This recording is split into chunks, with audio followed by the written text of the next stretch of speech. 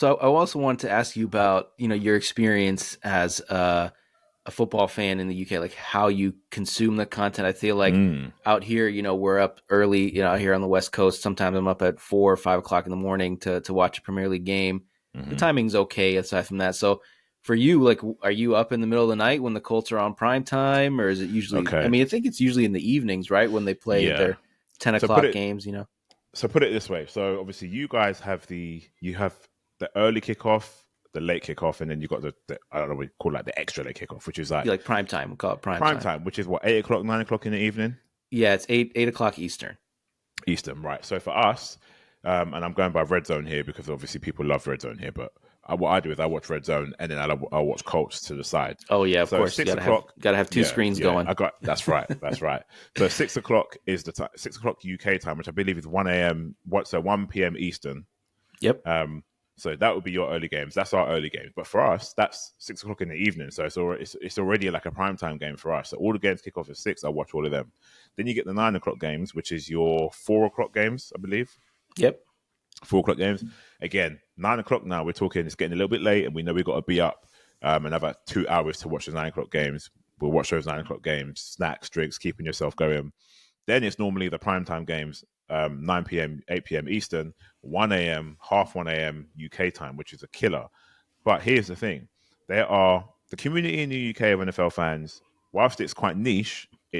it's growing and it's big, right? So listen, we basically know that on the next day, Monday morning, we're going to be hanging. We know that, and we don't care anyway, because Yeah. at the Yeah. end of the day, it's like look at where we are at now. We're at divisionals, right? The season is nearly done. Then we've got 6 horrible months of an off season, 6, 7 months, 5, 6, 7 months of an off season, where we got no ball, we got nothing to do. You guys over there, at least being in the States, I figure like there's I mean, we've got NFL Network and stuff like that, so we can watch all that kind of stuff. But it's all repetition until off-season moves start happening, and then April comes around, I think, for camp, and then you got the draft Hmm. as well. But for us, we then turn our attention to like the Premier League running and things like that.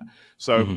it's a lot of late nights, and we have to prepare our bodies because once the season's done, we go. It's the summer for us, so we have all the summer to chill.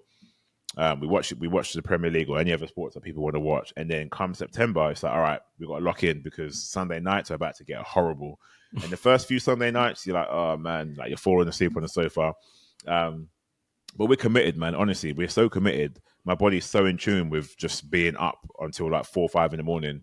I got kids as well, so I go to bed at like 4 in the morning, get up at 6:30. It's time to go to school and all Yep. of Yep. that. So it is what it is, man. We love the sport.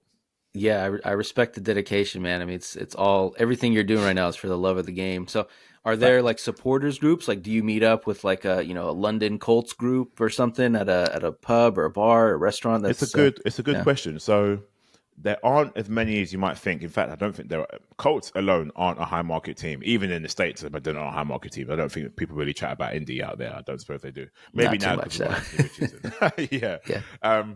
So over here, it's even more so. Like I'm probably the biggest UK fan in terms of my visibility and what I do in terms with access to the team itself. Um, but no, I mean, I'm part of a UK Colts group. Funnily enough, I actually met them for the first time in Germany. I mean, we'll come on to that. I went to Germany for that game and I met them out there. But otherwise, it's not often that teams, any fan team really do that. I mean, it will happen on occasion. Sundays, they'll go to, meet up. There'll be like one generic place in London that shows all the games on multiple screens. It's normally like a Hmm. casino. There's a handful of places where you can go and watch all the games. So that's where people will congregate. Otherwise, you won't really find. You're more likely to find that in soccer over here than the NFL Yeah. for Yeah. obvious reason.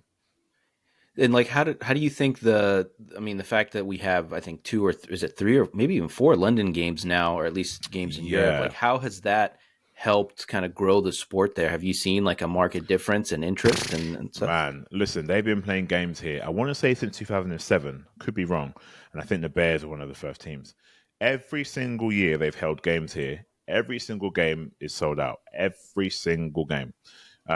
So I think it started at Wembley, continued at Wembley for years, and still is at Wembley now. And then Hmm. another stadium, Twickenham, which is predominantly a rugby stadium we used to use. We don't use Twickenham anymore.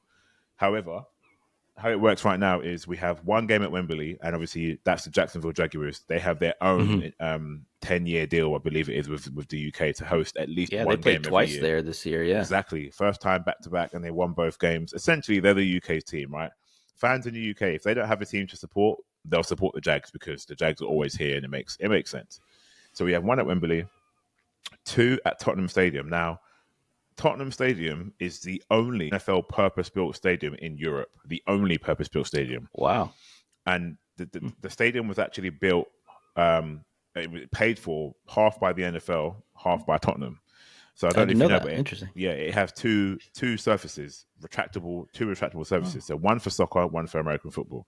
Although, if you ask Von Miller, he'll tell you that he wasn't very impressed with the surface after he played here. I remember a few years back there was I think it was City against Spurs, and there was still the yard line markers on the field Ah, at some point. This was, I think Aguero was still there, so it was probably oh like four or wow, five yeah, that's years probably ago. But that'd be yeah. Wembley or maybe Twickenham. Yeah, one of them. I'm not sure. Hmm. Um, but yeah, no, man. I mean, the growth of the sport here is every single year it gets bigger, and because there. When I started in 2010, there was hardly any promo, hardly any initiative to get involved in the sport.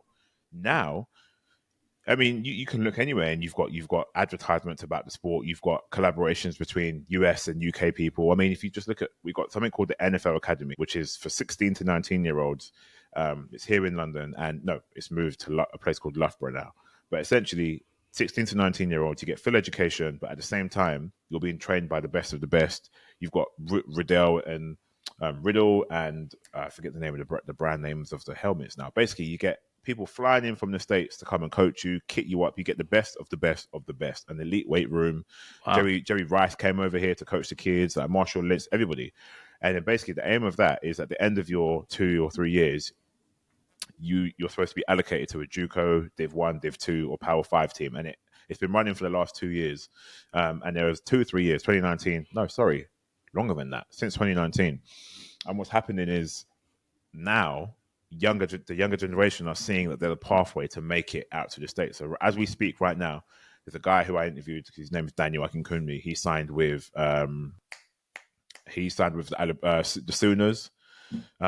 We've got another guy who went to Northwestern. We've got another guy who went to Boise State. Like it's happening year in, year out. So there's so many different initiatives to get involved now, and it starts a lot with flag. Flag football has been booming like no other. Mm. Obviously, you've heard about it being in the Olympics, LA Olympics Yeah. Yeah. 2028. The UK are quite good when it comes to flag football. Obviously, I imagine you guys will probably be up there, but honestly, it grows every single year. And there's talk about having a permanent team over here. I tell you right now, it's never going to happen. There's too much red tape, too much logistics. It wouldn't be fair for the other teams to, having to. It just wouldn't work. I mean, I love the idea, but nah. Yeah. Yeah, it's a tough sell. I can imagine, a team from Mm-hmm. the West Coast, like it's tough enough having to fly out there, but if it's a regular thing, and then Yeah, I think it's kind of pie in the sky. Maybe a team in Mexico City before a team in yeah, London, but yeah. Time you zone know, and all that. Yeah. yeah, exactly.